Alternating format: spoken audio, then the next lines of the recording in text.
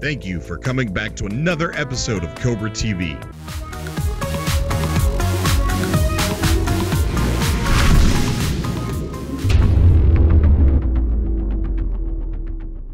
So I figure while we're waiting for Hello Games or Sean Murray to tweet again, I thought I would read some of the questions that I see popping up quite often. And the first one comes from Capbinder123. What is the likelihood that Hello Games will allow you to have multiple characters? Is it possible to have trader, a fighter, and an explorer, or do you think they will restrict the users to one character? I think that they're going to restrict you to one character, but remember, if you're playing on PS4, you got multiple PSN accounts, which I think is better because you can set up 3 accounts to where you are trader, a fighter, and an explorer, and not only that, but you'll be at different parts of the galaxy, different parts of the universe, different parts of the game. Next question comes from Joel. How does starting and closing the game work? Will you just be on the same spot with your friend? Now, the game is not necessarily designed for you to get and be with your friend and stay with your friend, although you can do it. Sean Murray said that, yes, you can get with your friend, but your friend would have to wait there for a very long time. And by the time you got there, you'd be on a planet that's the size of Earth trying to find each other. Well, all you'd have to do is head towards each other at the same time, even if one's not online, just keep on heading that way. And when the other one person gets online, they'll see where you're at and they'll continue that journey. Once you finally do get close enough, pick a solar system and decide to meet at that specific one. And instead of landing on a planet trying to find each other, meet at the space station. But anyways, no, the game's not designed to stay together. But as far as turning off the game and turning it back on, I believe that it's either going to go 2 ways. You're either going to, wherever you land and sign out, that's where you're going to start when you sign back on. Or you might turn it back on and you're at the space station. Who knows? That's only speculation. But either way, if your friend is close by, then you guys are going to either respawn at the same spot or the space station, or, the game's not going to throw you out of the solar system altogether. But, there is hope. There's a more traditional multiplayer going to be added later on, but I think that's more or less to do some co-op exploration. Next question comes from Fist of Doom. I wonder if you could run out of normal fuel and not just hyper fuel, because that would be kind of fun and a bit terrifying if you run out of fuel while evading danger and just end up drifting hopelessly through space until something or someone saves you, or even just drifting and start crashing through the atmosphere. It probably won't happen because plenty of people might find that annoying, but I love that small feature. Yes, that does sound pretty cool, but as far as it stands right now, the only fuel that you run out of is hyperdrive fuel. You will not ever run out of regular get up and go fuel, just travel fuel. If you want to travel to the next solar system, you're going to have to get hyperdrive, so you could use hyperdrive fuel so that you could use your hyperdrive to get to another solar system, but you can get there the long way. You do not need to use your hyperdrive to get to the next solar system that you choose. You could go the long way. But when Sean Murray and Hello Games, when Sean Murray was asked how long it would take you to fly the long way there, he didn't even have an answer. Days, months, years, who knows? But I'm sure somebody's going to try it. I'm sure somebody's going to upload a video on YouTube, and I can't wait to see it. And then Dean asked, do you know if No Man's Sky will be 100% internet played or not? I do know this, Dean. I do know that you can play No Man's Sky online or offline. There will be an offline mode. And I do know that the game, the entire universe that's No Man's Sky, it's not really stored on the disc. It's just a seed. And it's not, he said, when he was asked about it, he said it's not going to be on the disc.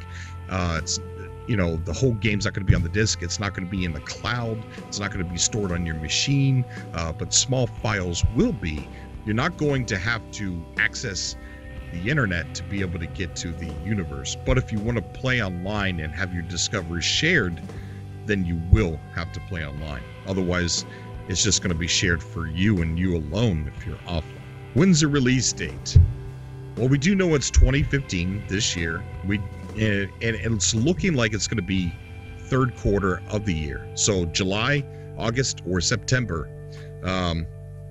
K-Drama Stars released an article saying that their contact at Hello Games leaked information that it's going to be August. Now, if you believe that, then I've got some property in Florida to sell you. That's just the most stupidest thing that I've heard come out of K-Drama Stars. I mean, the stupidest thing I've heard them report. There's no contact at Hello Games. No one at Hello Games is leaking any information. If you want to narrow the release date down to the third quarter, there's only 3 months to pick from. So they just picked one of those months and made up a story to get some clickbait. But I do believe it's going to be Q3. It's not confirmed, but I believe they're going to show up at E3, show another trailer, and give the set in stone confirmed release date at E3. And I just can't wait for E3. I know they're going to steal the show again, even more so. And John Doe asks, is there any intelligent life in the game besides us and the malevolent force? I would love to land on a planet and find a little village with pygmy people holding spears and praising me like a god as I land. I might stay there if that's the case. LOL. That does sound cool. But he did say that there is no intelligent life in the game except for the players. But again, he likes to hide things and surprise us with stuff, so who knows what we're going to walk into. But as far as confirmed facts, confirmed information, there's no intelligent life within the game. And when he was asked about NPCs, he said no. There was not going to be any NPCs in the game, but the example that he gave for an NPC was a shop owner. So I don't know if he was on a different thought pattern as far as what NPCs are, because the malevolent force is an NPC. Those robots that you're gonna have to fight, those are NPC characters, and even the animals are kind of like NPC characters. So I imagine that he's not gonna leave those spaceships flying around completely empty, especially if they want to make this game as immersive as possible. I don't know. We're just going to have to wait and find out. Either way, it's going to be the best game that I've ever played. Simon asks, are there multiple weapon types? Now, if you're talking about ships, yes, there's definitely multiple weapon types. Plasma, torpedoes, all kinds of stuff. And I'm sure if you go deeper into the galaxy, you're going to find even more weapons that are not available on ships and the outer rim of the galaxy. And if you're talking about the multi-tool, then definitely yes, there are multiple weapon types. You can upgrade your multi-tool to where it does something completely different than what it started out to be. There's energy shots, there's different color lasers, there's even talk of drilling. You got the plasma grenades. So those are just the things that we've been told. Imagine the stuff that he doesn't want us to know about and wants us to figure it out on our own. So we don't know what we're really walking into, but we do know there are multiple weapon types. And then Dusty asks, is there any games out there like No Man's Sky? I heard of StarMade, but that eventually has problems with the Intel drivers. Now, I never had any problems with that when I played StarMade, but I didn't play it for too long. There is Rodina, which is like No Man's Sky, but it's nowhere near as good, but it is fun to play. There is Limit Theory. I don't know if they have the demo out for it or not. I do know that on their website there was a link for it, but I don't know if it's still there. Limit Theory is very close to what No Man's Sky is, but again, nowhere near as good as No Man's Sky. And then there's Grav. Grav is a game that I'm really interested in. It's procedurally generated. And I'm going to be picking it up here pretty shortly. I keep putting it off. I think it's winning me over. But yeah, those are some of the games that are available. They're not nowhere near No Man's Sky's stature, but they do look like they're fun to play and can maybe even hold you over. And don't forget Space Engine. That's not really a game, but it's definitely fun to mess around with. George Death. IGN leaked a list of games that are at E3 this year. No Man's Sky happens to be on that list. Yes, George, you're right. They did publish a list of games that are going to be at E3, but if you read, it does say that the ones with highlights and asterisks are the ones that are confirmed that they're for a fact going to be there. And No Man's Sky is not asterisked or highlighted. They did throw it on there, probably just because they're trying to use common sense that they know it's going to be there. But they have not confirmed it yet. RL Weagle 1. Are you going to broadcast on Twitch? Because I will when I get the game. I don't know if I'm going to broadcast on Twitch, but I am going to upload like a crazy maniac as soon as the game comes out. And the first upload, like I said before, is just going to be my first moments in No Man's Sky. It might be like an hour long. I don't know. But after that, there's going to be a very themed show, a very themed series of No Man's Sky. And I will leave you guys on quite a few cliffhangers, but I'm excited for it, so I can't wait to start that. And Night Chicken asks, how are they going to add Easter eggs in the game? It's so big. Are they even going to add in Easter eggs? If so, here's some ideas. Death Star, stormtroopers, aliens, UFOs, UFOs. Well, essentially, we're UFOs when we go onto a planet, but Earth references and stuff like that. Well, I Chicken Nugget, yes. There will be Easter eggs in there, but I don't think they're going to be added in by Hello Games. As he said, that the space stations can look like the Death Star or the Borg cube from Star Trek.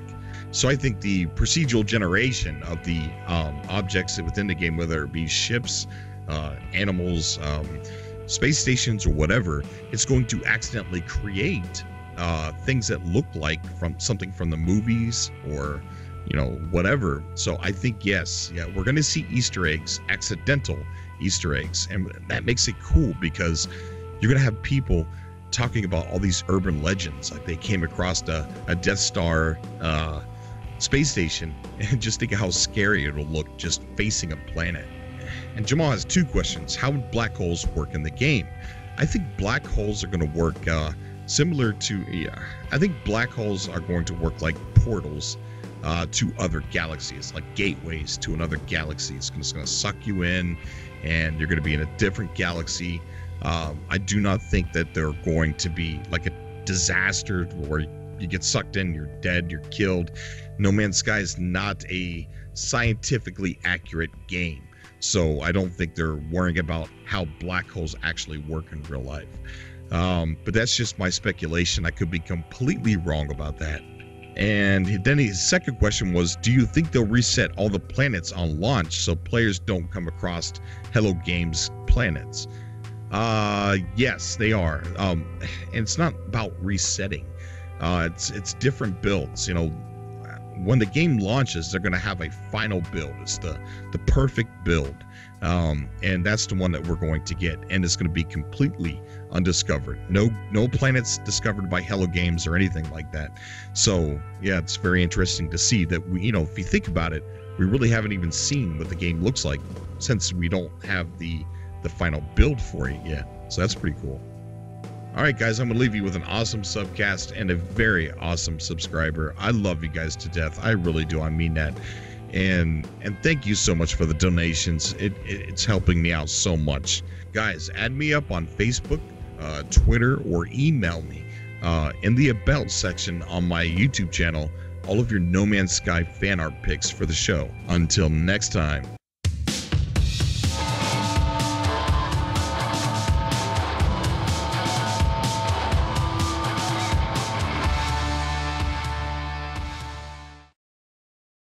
And this kind of goes out to everyone, basically just who's like into games and then specifically into No Man's Sky, right?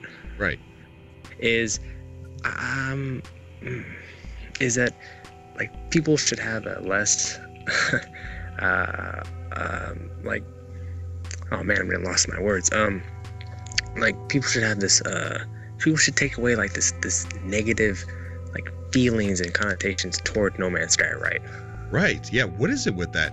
All these YouTubers coming out of nowhere saying, don't buy the game. It's not going to be what you think it is. Like, are they being paid for for boycotting the game?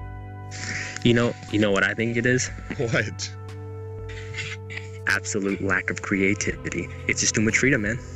Yeah, it's a thinking They're game. like, oh, exactly, just like Minecraft. Yes, you're exactly right.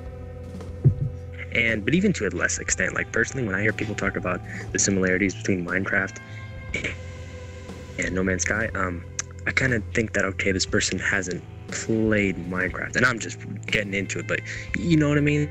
Right. Like the only things that I see that are anywhere even near the same, right, is just the generation of the worlds, you know?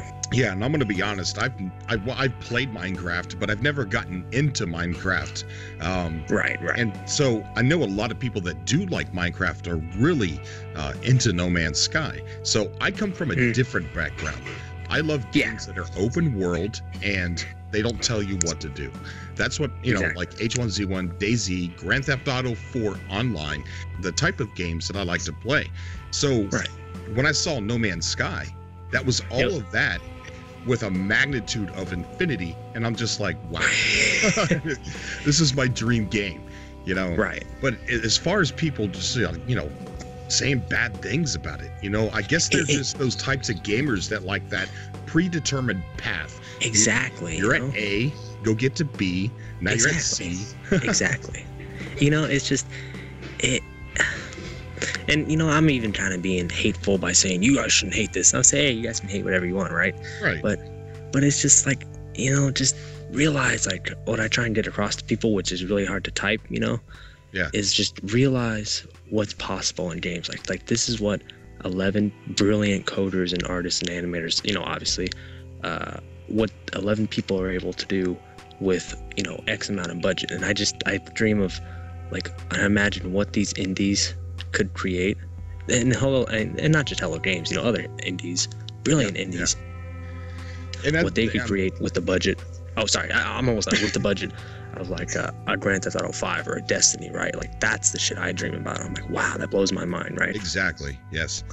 And you know, you brought up a good thought. You know, we're so used to thinking of like games like, you know, Grand Theft Auto or Destiny, where they have like thousands of people making this game with millions, hundreds of millions of dollars for budgeting to make this game. Now, people say, well, I don't trust No Man's Sky because it's only being developed by 4 to 11 people and they have no budget. Well, here's what I say about that. You don't need a big budget to make a great game. You don't need 1,000 people. I don't even understand how gaming has even gotten that way.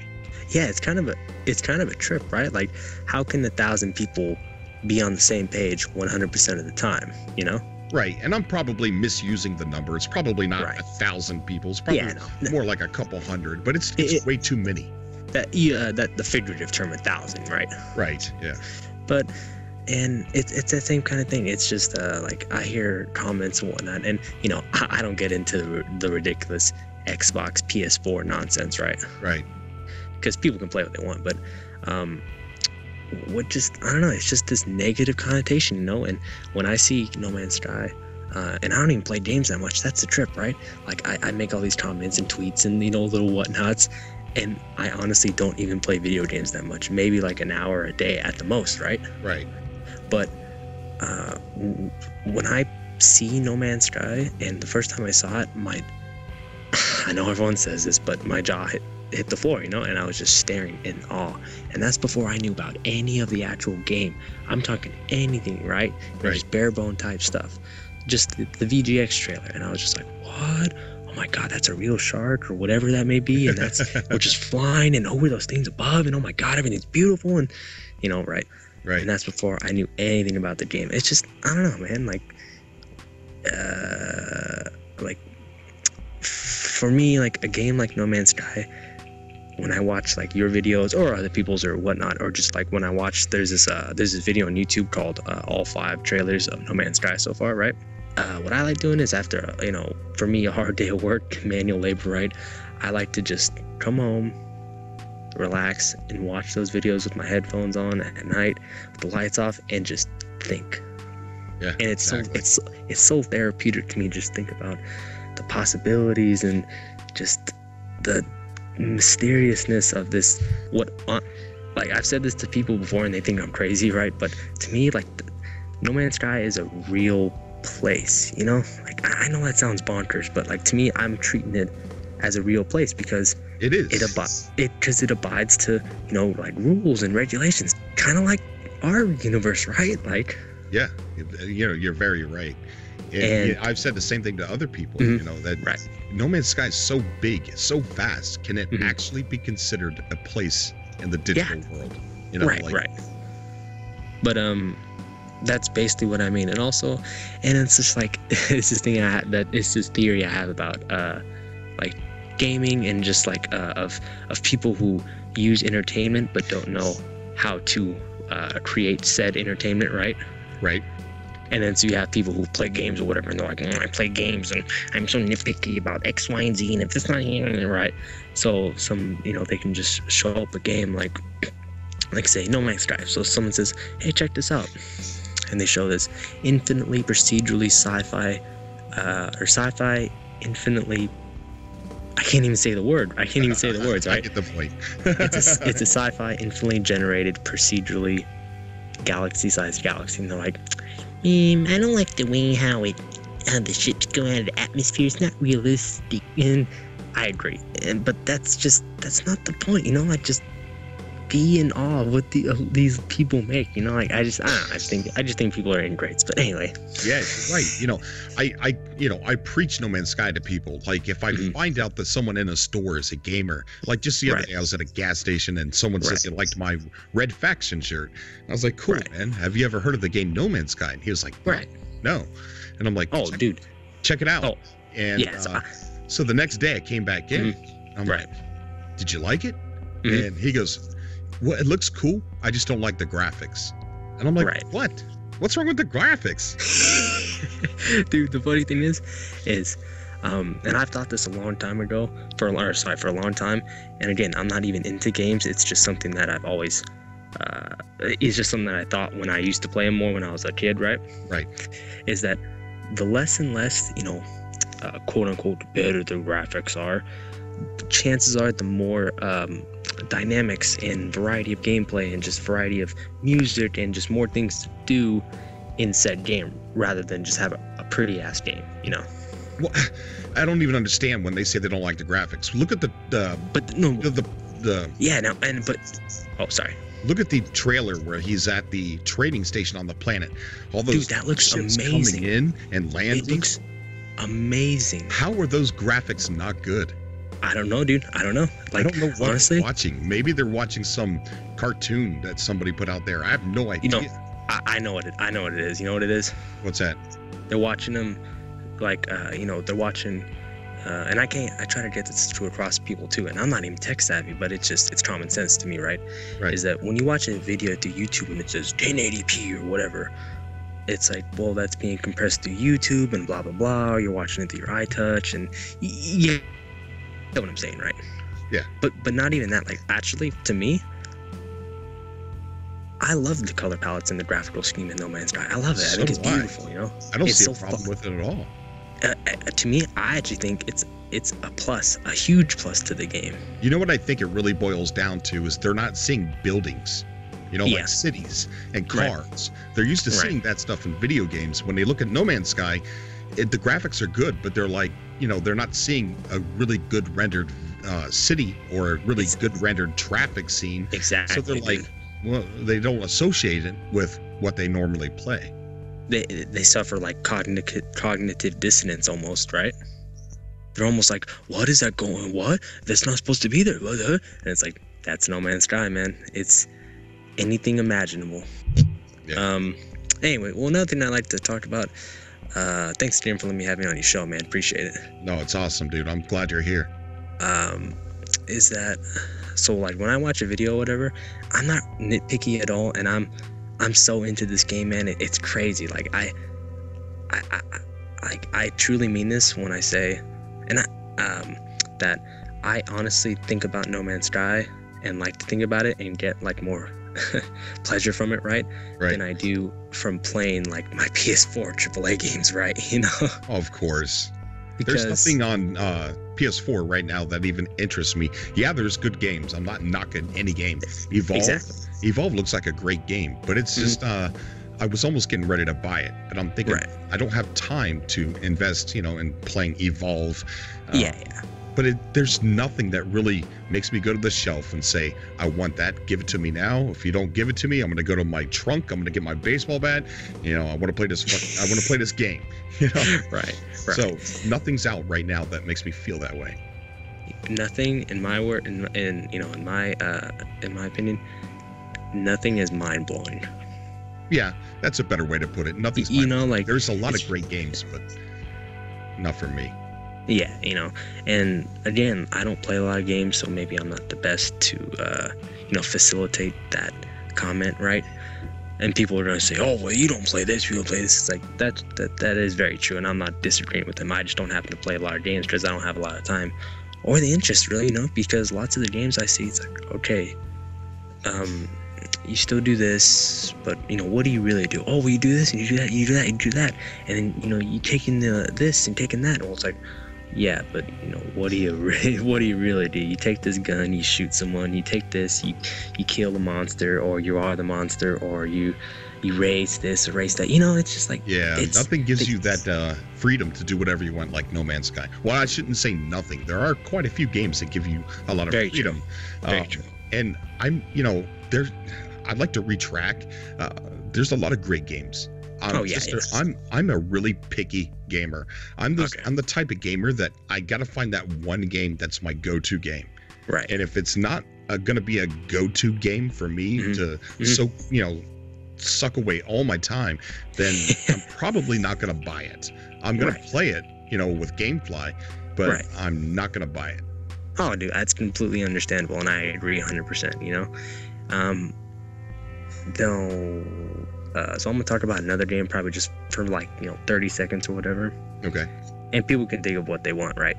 But so the game that made me get back into games again was actually The Last of Us. And let me explain. Yes. Exactly. And such a great game. Dude, I honestly, I still play that almost every time I turn on my PS4 and I have time after work, right? Yeah. I just play it, and I just relive those. I don't want to sound pretentious, but those memories and those experiences, that I had the first time I played that game, right? Right. Because I went in from playing DK Country and then DK64 and Ocarina of Time. I was actually really getting back into retro games, right? About an N64, about a Super Nintendo, about this, about that. I'm like, yeah, games are awesome, Yeah. At least back then they were, right? Right. And then so I played and I popped this in. I actually bought this and Dead Rising 2 off the record from GameStop, just thinking, hey, I'm into some zombie / post-apocalyptic end of the world type stuff, right? And I played Dead Rising 1 and I knew it's just press X to slash zombies, right? And hey, it's cool for $20, whatever, right? Yeah. And so I thought, hey, might as well play this The Last of Us. And I saw these hundreds of game awards and blah blah blah, and then I don't care about that, right? Because I play games. Well, they deserve every bit of them. Oh yeah, exactly, dude. And I was like, oh well, they probably just paid them off, right? Oh yeah, here's some money. Yeah, game of the award. Yeah, big deal. And I played the game, and I was like, what? Games are like this? What? This is mine, boy. I'm like, wait a minute. I just stabbed that person who was trying to save me as I'm saving this girl, and the facial expression on this pixelated character made me feel something. Literally. Yeah. Like that blew my mind, right? Going from DK Country 3 to seeing Ellie stab a clicker and save me in the back, right? Yeah. And then seeing the face, it blew my mind. I was like, they can do this? I know people who watch this are gonna be like, yeah, bro, they've been doing that for years. But but to me, right, like that absolutely blew my mind. I got into that game so much, so nerdy too. I didn't go on any Reddit. I didn't go on Reddit or things of that nature. I nerded out to myself. I'm like, oh my god, I just got killed. After I would die, I would say to myself, right, oh my god, I just got killed, and they're gonna do bad things to Ellie. No. Anyway, but back to No Man's Sky. It's funny too. This was actually just by chance that I happened to stumble upon that game, right? I was just YouTube hopping, and then I clicked on a video called The Biggest Game Ever. So I thought, interesting, click.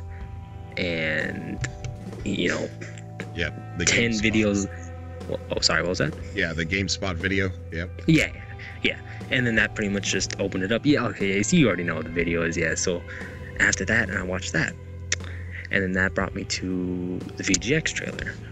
And that was the sound of my mind blowing, right? Yeah. And then went the original VGX trailer where it shows him like chatting with two dudes on the couch. I think one of them's George Keatley, I think, or Kitely. Sorry, I'm probably mispronouncing his name and probably saying his name wrong, or probably not even saying the right name. I think it's Jeff Knightley, right? Yeah, Jeff. Yeah. I probably got the last name wrong. Anyway, and they're just chatting up, and you can tell, like, the dude on the couch on the left, he's like looking at his card, looking at Sean, looking at his card. He's like, "Nah, this is BS, man. Looking at his card, this is by 4 people. Looking at his card, looking at Sean." He's just like, "Nah, this can't be right." Yeah, right. that guy's an actor. Oh, really? Yeah, he's an actor. When I first saw that, I'm like, why is he at the VGX? What the hell is this? Right. That's kind of how video games have become, right? So trying to mimic movies, right? Yeah, commercialized. Yeah, but that's how it goes. You follow the money. You're right. He was pretty shunned in that from that guy, and nobody took him seriously except for Jeff that was sitting beside him, because Jeff knew exactly what Sean had. But when they announced Sean from Hello Games, and there was like one clap in the audience, and I know, right? Like, I thought that was so was that like supposed to again, new to video games, but so was that like supposed to be like what, like a group of like a dozen people in the audience, or 100 or 150? That was a pretty big audience. I mean, that was hosted by Spike TV. So wow. Yeah, so it was a pretty big audience, but at the time they had only had Joe Danger, so no one really heard of Hello Games. So I understand the clap, but when he was trying to talk about the game, when he was saying what the game has in it, what you can do in it, right. It just it didn't seem like that actor was taking him serious at all. And no, he's kind of just like, oh yeah, sure, you can do that. Oh yeah, that's every star is a star in a real galaxy-sized galaxy. That's not what Sean said, but I'm sure he talked to him off stage, right?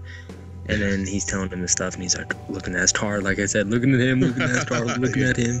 He's like, come on. And then Sean's over there just, and I don't know the guy, and people act like they know him online, which I'm not gonna do that, Right. But you see him, and he's just sitting there, and like he's like, ha, these people have no idea, right? Exactly. Yeah.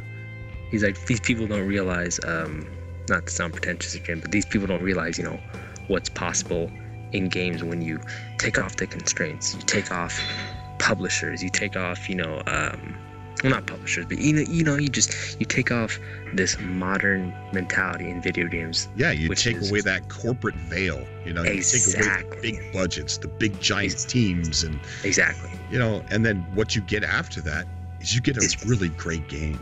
You get pure passion. You get games created and driven out of passion, not profits. Exactly. And you get a fully finished game, no beta. You know what I mean? We're not going to get sold something that's unfinished. Of course they're going to be having, they're going to have to tweak it. There's going to be bugs that we're all going to find. That's a given. But he wants to make it as finished as possible. So that's a very good thing, and that's a very uncorporate thing too. Oh yeah, of course, because the corporate thing, right, is to announce, is to release like difficulty modes as DLC, right? Which, God, Naughty Dog for doing that in The Last of Us. That's just, that's Sony creeping in on them, and telling them what to do. Yeah. Because basically anything Sony or corporate related, it's gonna have DLC or whatever involved. But there's two main things that I just adore about Hello Games and No Man's Sky and Sean Murray. And that wire. So you see almost always the richest and most, the biggest teams and whatnot, like 2K or Ubisoft or Rockstar to a less extent, but just those huge, massive, hundreds of team type developers, right? Right. They're always first to hold out the tin can. Or to rattle the tin can and say, please buy this or buy that for DLC or whatever, right? But within Sean Murray of Hello Games, who probably need money the most, right? Just 11 people, just 11 friends, honestly, what it seems like. They're just 11 buddies. I'm sure they hired other people and then they're buddies now, but it's just 11 buddies making a dream happen, right? Right. and you don't see them rattling a tin can on the corner, right? You don't see them saying, pre-order this, pre-order that, there's going to be this, there's going to be that. It's like, no, man, we're just doing what we want. It's like, so you're making an infinitely procedurally generated galaxy? Yeah, that's what we're into. Yeah. You know? And then people are like, no, you can't do that. You can't do that. But. And it's like, well, probably this could have been possible years ago. You know, it's just corporate.